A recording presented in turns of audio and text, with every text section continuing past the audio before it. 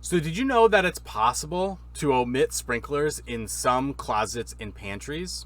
And that's per NFPA 13. NFPA 13 section 925 goes over sprinkler omissions in closets.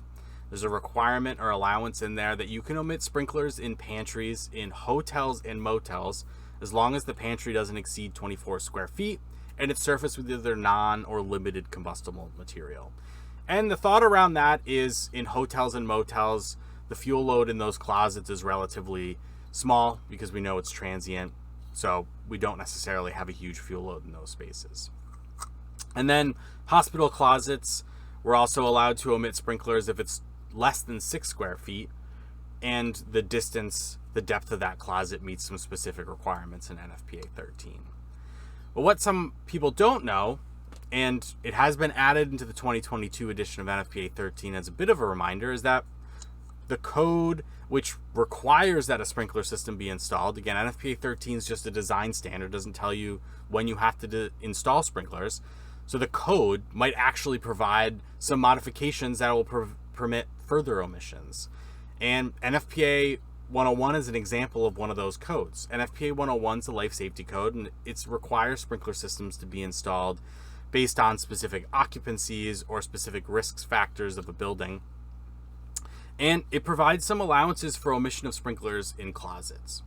Just real quick, apartments and lodging or rooming occupancies, you're required to omit sprinklers in new occupancies in the closets if they're less than 12 square feet, and existing occupancies if they're less than 24 square feet. Now, you are required to install sprinklers if there's any equipment in those closets, such as washers, dryers, furnaces, or even water heaters. And then existing hotel and dorms, you can omit sprinklers from closets up to 24 square feet in the guest rooms and the guest room suites. And then finally, for existing residential board and care, if you've got a small facility, you can omit sprinklers in closets less than 24 square feet, provided you've got a 15-minute thermal barrier. And then for large facilities, again, you can omit up to that 24 square feet in those closets, provided you have a non-combustible or limited combustible material.